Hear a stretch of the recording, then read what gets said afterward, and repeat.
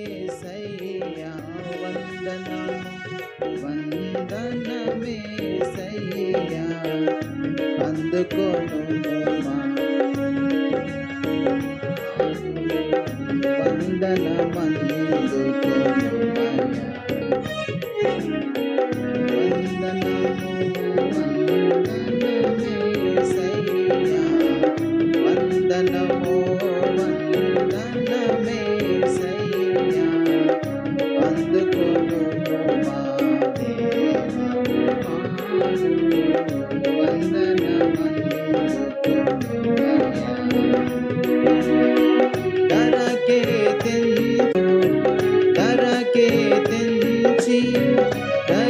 ధరించితివా నరరూపమును నరలోకములో మరణము నంది మరి లేచినమా మరణము నంది మరి లేచినమా మారని మహిమా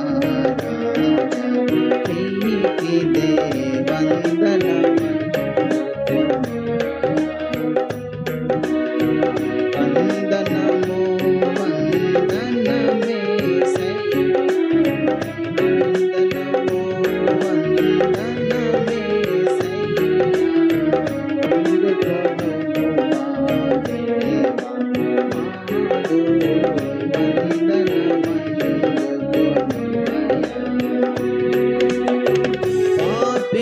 చూచి ప్రేమను చూపి కరుణాకరము చే కల్వరి కడకు పాపిని చూచి ప్రేమను చూపి కరుణాకరము చే కల్వరి కడకు నడిపించి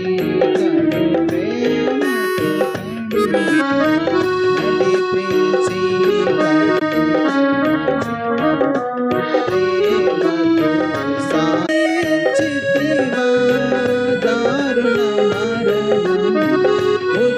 ఉదయించితివా నన్ను ధరింప ధరించితివా దారుణ మరణము దయతల చీదారిద్రుని పిలచి దయతల చీదారిద్రుని పిలచి దారిని చూపిన దేవా హృదయార్పణనా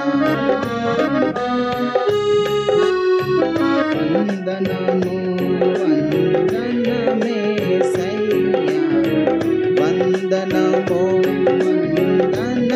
వందనమేసయ్యా అందుకొనుము మా దేవా మాదు వందనమందుకొను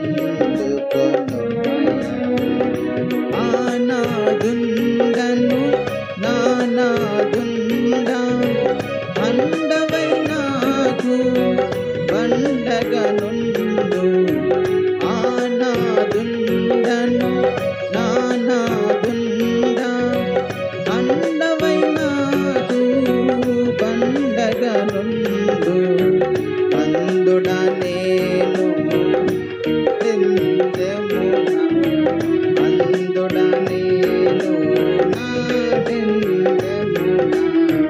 నుండి నన్ను నడిపిస్తుందా స్తుతి పాత్రుండ స్తుతి వందనము వందనమేసయ్యా వందనము వందనమేసయ్యా అందుకొనుము మా దేవా మాదు వందనమందుకొనుమయ్యా జగమును వీరి శుద్ధాత్మను వరమును విరివిగా నరులకై వరదాదరలో పోసిన నరులకై వరదాదరలో పోసిన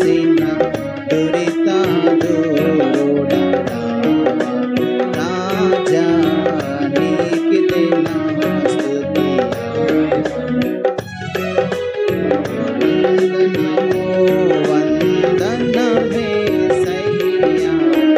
వందనము వందనమేసయ్యా, అందుకొనుము మా దేవా మాదు వందనమందుకొనుము. పరము నుండి పరిశుద్ధులతో పరిపూర్ణ ప్రభు ప్రభావముతో, పరము నుండి పరిశుద్ధులతో పరిపూర్ణ ప్రభు ప్రభావముతో, రవిమలుడా ప్రత్యక్షం భగుడు, రవిమలుడా ప్రత్యక్షం భగుడు, అక్షయ దేహము తాక్షను నీచు చితి నిల్చే స్తుతి. వందనమో వందనమేసయ్యా, వందనమో వందనమేసయ్యా, అందుకొనుము మా దేవా మాదు వందనమందుకొనుము. స్తుతి స్తోత్రం.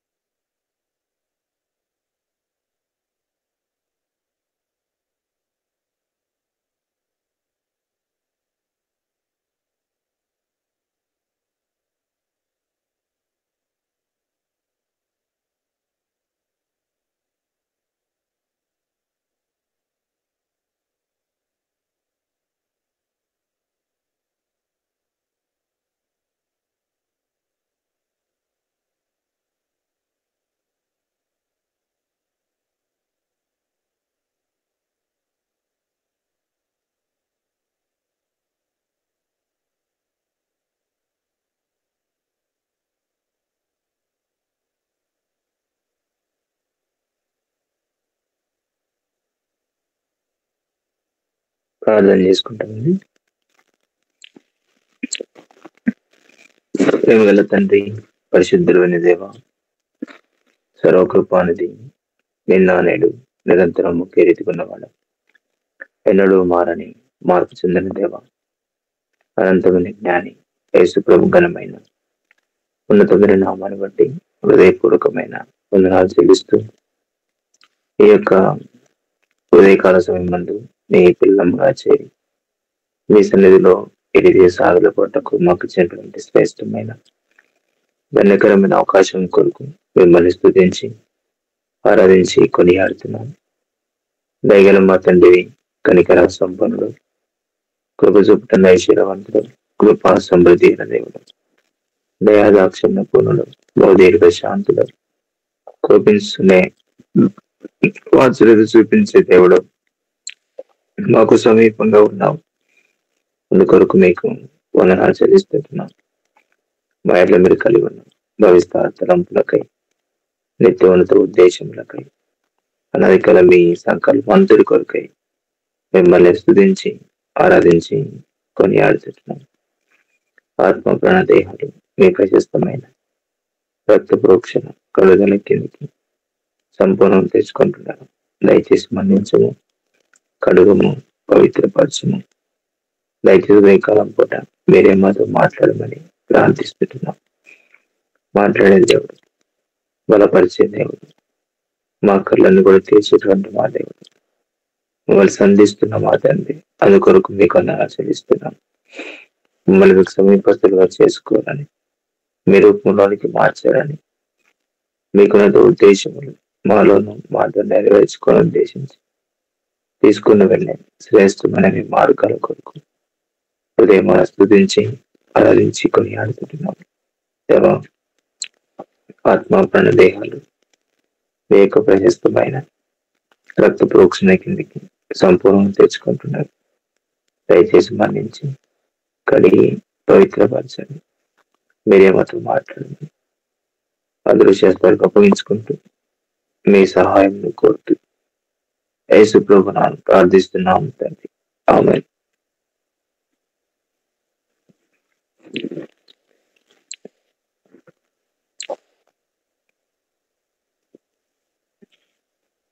కొన్ని మాటలు చదువుకుంటామండి. సామెతల గ్రంథము 16వ అధ్యాయం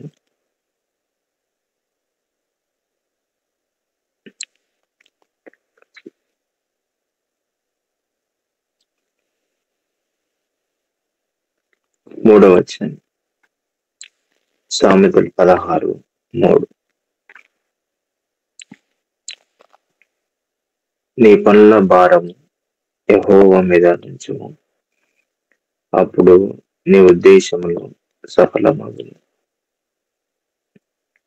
మరొక చదువుకుంటానండి. నీ పనుల భారము యెహోవా మీద నుంచుము, అప్పుడు నీ ఉద్దేశములు సఫలమగును.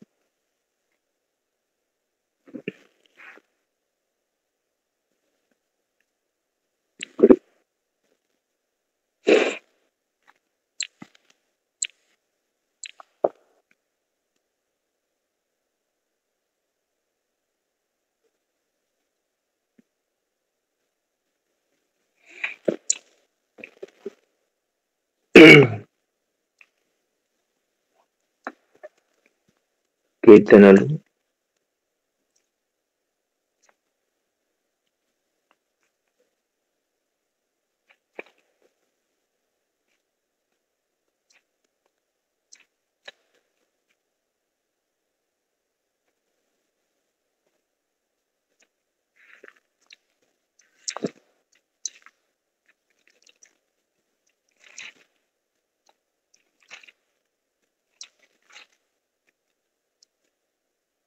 55.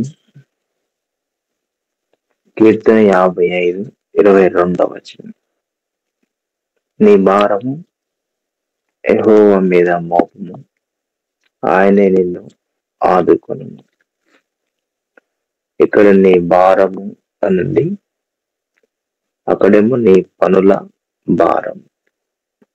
యెహోవా మీద మోపము, ఆయనే నిన్ను.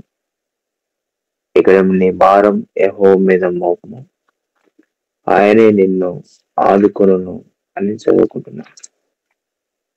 అక్కడేమో నీ పనుల భారం యెహోవా మీద మోపము,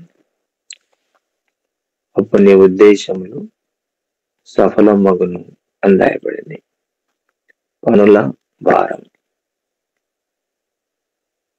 చాలా మంది జీవితాల్లో అనేక రకాలైన భారాలు కలిగి ఉన్నారు.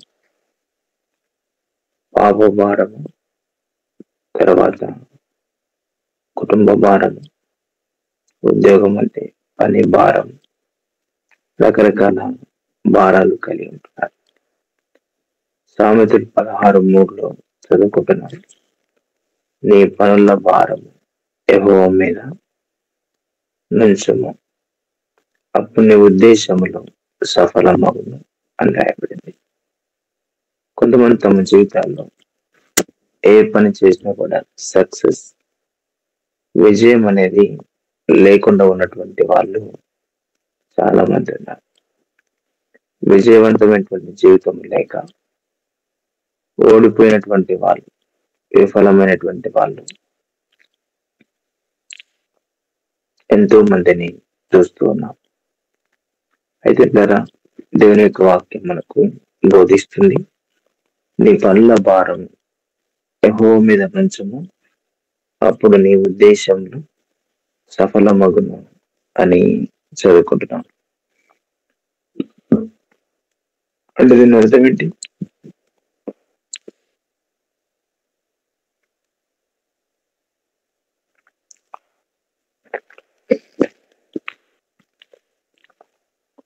నీ పని విషయంలో కూడా దేవుని పైన ఆధారపడమని దేవుని యొక్క వాక్యం చెప్తారు.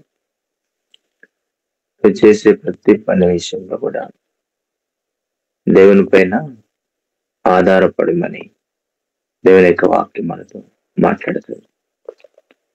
ఎందుకంటే చేతి పనిని కూడా దేవుడు దీవించకపోతే అది దీవెనకరంగా ఉండదు. నువ్వు చేసే పనిని కూడా దేవుడు ఆశీర్వదించకపోతే అది ఆశీర్వాదకరముగా ఉండదు అని చెప్తారు. అందుకనే ప్రసంగి గ్రంథకర్త ఒక మాట అంటాడు. ప్రసంగి గ్రంథం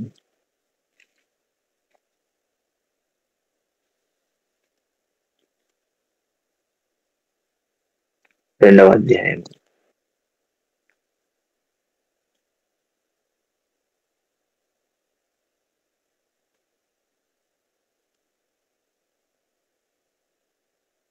25వ వచనం.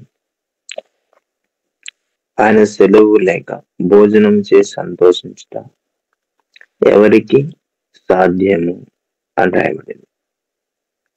అంటే ఆయన సెలవు లేకుండా, ఆయన అనుమతి లేకుండా భోజనం చేసి సంతోషించుట ఎవరికి సాధ్యము అని చదువుకుంటుంది. యోబు గ్రంథం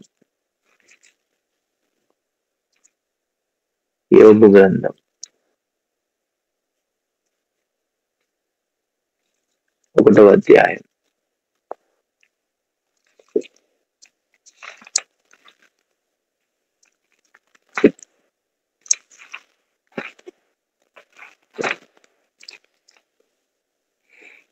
10వ వచనం. నీవు అతనికిని అతని ఇంటి వారికిని అతనికి కలిగిన సమస్తమునకును చుట్టూ కంచె వేస్తే గల నీవు అతని చేతి పని దీవించుచుండుట చేత అతని ఆస్తి దేశంలో బహుగా విస్తరించి ఉన్నది. అపవాది యోబును గురించి ఇచ్చేటువంటి సాక్ష్యం ఏమని? నీవు అతని చేతి పనిని దీవించుచుండుట చేత అతని ఆస్తి దేశంలో బహుగా విస్తరించి ఉన్నది. చేతి పనిని కూడా దేవుడు ఏం చేయాలా? ఆశీర్వదించాలి. అప్పుడు ఏం చేస్తాము? విస్తరించడానికి అవకాశం ఉంది. కాబట్టి దేవుడు దీవిస్తే అది దీవెనకరంగా ఉంటుంది. దేవుడు ఆశీర్వదిస్తేనే అది ఆశీర్వాదకరముగా ఉంటుంది. ఒకవేళ దేవుడు దీవించకపోతే అది దీవెనకరంగా ఉండదు. అందుకనే సామెతల గ్రంథం రాయబడింది, యెహోవా ఆశీర్వాదము ఐశ్వర్యం ఇచ్చును, నరుల కష్టము చేత ఆ ఆశీర్వాదం ఎక్కువ కాదు అని రాయబడింది. అందుకే 127వ కీర్తన చదువుకుంటారు. మీరు వేకువనే లేచి చాలా రాత్రి అయిన తర్వాత పండుకొనుసు, కష్టారితమైన ఆహారము తెలుసునుట వ్యర్థమే అని రాయబడింది. తన ప్రియులు నిద్రించుండగా ఆయన వారికి ఇస్తున్నాడని దేవుని యొక్క వాక్యంలో మనము చదువుకుంటాం. కాబట్టి దేవుని వాక్యం మనతో చెప్తా ఉంది ఏమని? నీ పనుల భారము యెహోవా మీద నుంచుము, అప్పుడు నీ ఉద్దేశములు సఫలమగును అని రాయబడింది. విశ్వాస జీవితంలో ఎప్పుడు దేవుని పైన ఆధారపడతాము, ఎప్పుడు దేవుని పైన ఆనుకుంటాం. ఎప్పుడు అనుకుంటే నీ పనుల భారం, నీ చేతి పని కూడా ఆయన సెలవు లేకుండా భోజనం చేసి తృప్తిగా ఉండేది ఎవరికి సాధ్యం కాదని దేవుని వాక్యం చెప్తా ఉంది. అందుకని మనం విస్తరించాలంటే మన చేతి పని కూడా దేవుడు ఏం చేయాలా? ఆశీర్వదించాల. దేవుడు ఆశీర్వదించకుండా ఎప్పుడు ఆశీర్వదిస్తాడు? దేవుడు ఎప్పుడు ఆయన మీద వేస్తాము, ఎప్పుడు ఆయన పైన ఆధారపడతాము, అప్పుడు ఆశీర్వదించబడతాము. అందుకని ఇస్సాకు గురించి రాయబడిన మాట ఏమని? ఇస్సాకు గురించి ఆదికాండంలో దేవుని యొక్క వాక్యం రాయబడింది. ఇస్సాకు 100 ఫలం పొందినంట కదా. ఆ ఫలం రోజు కింద తగ్గిపోతుంది, రోజు ఇంత తరిగిపోతా ఉన్నాం కానీ పెరిగేటిదిలే. 26వ అధ్యాయం, ఆదికాండం 26వ అధ్యాయం 12వ వచనం. 12వ వచనం.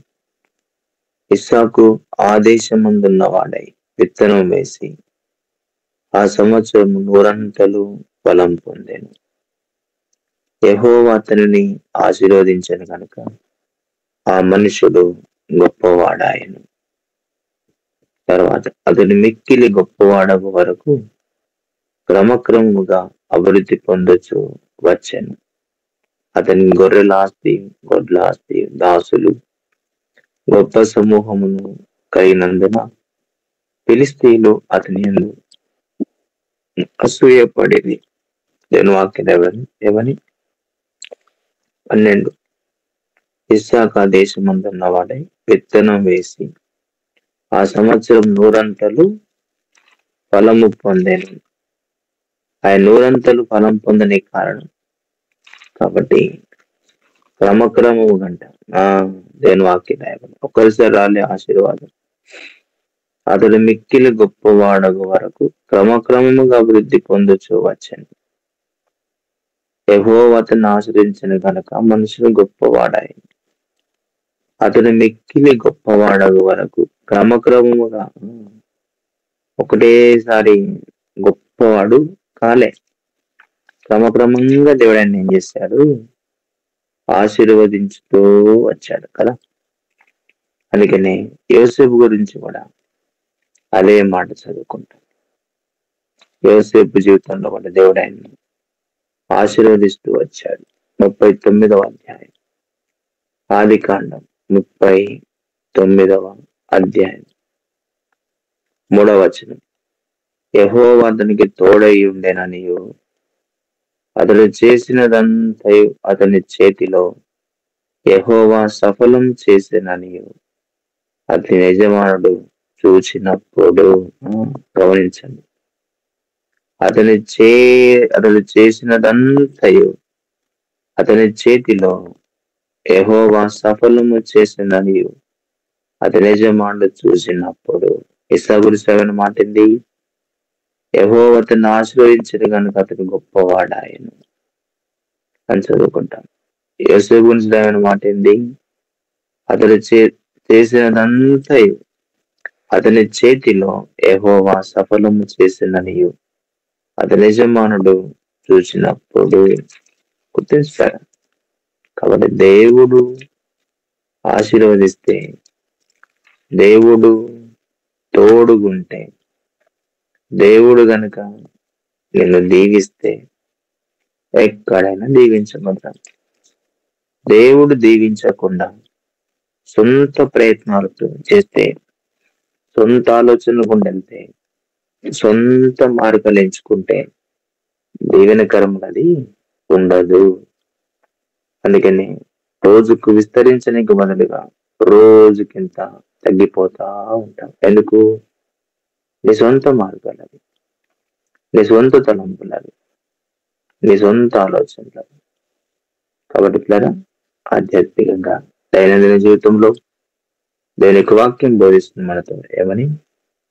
నీ పనుల భారము యెహోవా మీద నుంచుము, అప్పుడు నీ ఉద్దేశంలో సఫలమగును అంటాయని. అందుకనే నీ పని విషయంలో కూడా దేవుని పైన ఆధారపడి 120 కీర్తన చదువుకుంటాం. నిశ్చయముగా నీ చేతుల కషాయతను అనుభవించదవు, నువ్వు ధన్యుడవు, నీకు మేలు కలుగును అని చదువుకుంటాం. కాబట్టి చేతి పనులు కూడా దేవుడు ఏం చేయాలి? ఆశీర్వదించాలి. దేవుడి గురించి చదువుకున్నాం. అతని చేతి పనిని ఏం చేసినావు? ఆశీర్వదించినావు అంటాడు. అందుకని నేను కదా పని చదువుకుంటాం అన్నమాట. యోబు గ్రంథం 1వ అధ్యాయం, యోబు గ్రంథం 1వ అధ్యాయం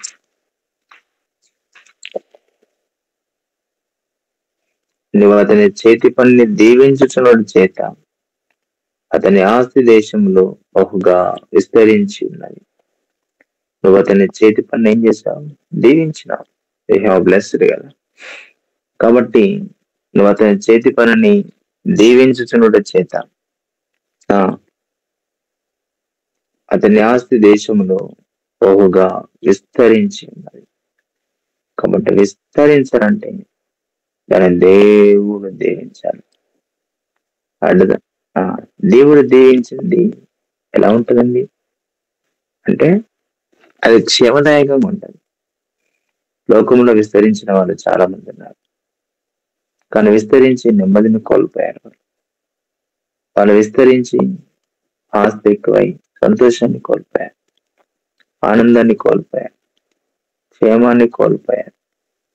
కాబట్టి వారి జీవితంలో కూడా మనశ్శాంతి లేదు, నెమ్మది లేదు, సంతోషము లేదు. భయం గుప్పిల్లో జీవిస్తున్నారు. అందుకని బాడీ గార్డ్స్ పెట్టుకుంటారు. వాళ్ళు ఏమైపోతానటువంటి దిగులు, ఆందోళనతో వారి జీవితం నిండిపోయింది. అది ఆశీర్వాదం అంటే కాదని అడ్డదారిలో పోయి సంపాదించుకుందంటే అడ్డదారిలో పోయి సంపాదించుకున్నానికి నెమ్మది ఉండదు, సంతోషం ఉండదు. అందుకని అధ్యాయం చదువుకుంటున్నాను. సామెతల గ్రంథం 16వ అధ్యాయం, సామెతలు 16. దేవునికి వాక్యం గుర్తించి జాగ్రత్తగా ఎప్పుడైనా సరే ఆధ్యాత్మిక జీవితంలో కొనసాగుతున్నప్పుడు మనకు అన్యాయంగా సంపాదించుకున్న దానికంటే న్యాయమైనటువంటి సంపాదించుకున్నది మేలని రాయబడింది. కాబట్టి ద్వారా ఆధ్యాత్మిక జీవితంలో కాబట్టి మనము అడ్డదారులు సంపాదించుకోవచ్చు, కానీ అది వారి జీవితానికి ఏం కలిగించదు, క్షేమం కలిగించదు, మేలు కలిగించదు. నిజంగా వారి జీవితానికి అది సంతృప్తికరంగా వారికి అది ఉండదు. కానీ దేవుడు దీవించింది సంతృప్తినిస్తారు, సమాధానకరంగా ఉంటుంది, క్షేమదాయకంగా ఉంటారు. ఎప్పుడు దీవించబడతాం, ఆశీర్వదించబడతాం, మేలు పొందడానికి అవకాశం ఉంటుంది. కాబట్టి అటు కృపను పొంది ముందుకు కొనసాగకు దేవుడు సహాయం చేయను కాక. కొద్దారా అందుకే 9వ వచనం 16:9. అన్యాయం చేత కలిగిన గొప్ప వచ్చుబడి కంటే నీతితో కూడిన కొంచెమే శ్రేష్టం. అన్యాయం చేత కలిగిన గొప్ప వచ్చుబడి కంటే నీతితో కూడిన కొంచెమే శ్రేష్టం. నీతిగా సంపాదించుకున్నది శ్రేష్టము కానీ అన్యాయంతో సంపాదించుకున్నది శ్రేష్టమైంది కాదు. అందుకే పరిశుద్ధ గ్రంథం సెలవిస్తూ ఉంది, నీ పనుల భారం యెహోవా మీద ఉంచు, ఆయన పైన ఆధారపడి చేయి. ఆయన పైన ఆధారపడి పని ఆరంభించి నువ్వు చేస్తున్న ప్రతి పని విషయంలో కూడా ప్రతిరోజు ఆయన పైన ఆధారపడు, మనుషుల పైన ఆధారపడదు. నువ్వు చేసే వ్యాపారం, నువ్వు చేసే ఉద్యోగం, నువ్వు చేసే పంట పనులు, నువ్వు చదివే చదువు, నువ్వు కలిగిన సమస్యల్లో కూడా దేవుని పైన ఆధారపడు. అది నీ జీవితానికి ఎంతో క్షేమదాయకం, సంతోషదాయకం ఉంటుంది. కాబట్టి సహోదరి ఉదయకాలం పూట దేవుని వాక్యం నీతో మాట్లాడే స్పష్టమైన మాట. ఓడిపోయి ఉంటున్నావా, విఫలమైనవా, సమృద్ధి లేక, ఈ విధంగా క్షేమము లేక, ఆశీర్వాదము లేక, నీ చేతి పనిలో తృప్తి లేక, కష్టపడి పని చేస్తున్నా కానీ పనిలో తృప్తి లేదు నీ జీవితానికి. కాబట్టి చేసే పనిలో తృప్తి లేక నష్టపరచబడినటువంటి స్థితిని అనుభవిస్తూ ఉన్నావా? ఎవరైనా కావచ్చు. అదే కాలం దేవుని వాక్యంతో మాట్లాడింది. జాగ్రత్తగా గమనించి ఆయన పైన ఆధారపడడానికి ఇష్టపడు, ఆయన పైన ఆనుకోనికి ఇష్టపడు. కాబట్టి ఆయన పైన ఆధారపడడానికి ఇష్టపడు. కాబట్టి మనుషుల పైన ఆధారపడేది, దేవుని పైన ఆధారపడు. కాబట్టి మాట్లాడతారు, నడిపిస్తారు, ప్రతి నీ అక్కడ తీరుస్తారు, నీ పక్షంగా దేవుడు కార్యం చేస్తాడు. కాబట్టి అలాంటి కార్యం జరిపే తాపత్రయం నీకుంటే ఆయన ఆనుకొని నీకు ఇష్టపడితే దేవుడు సహాయం చేసి మనల్ని నడిపిస్తాడు. అలాగ నడిపించబడి కాక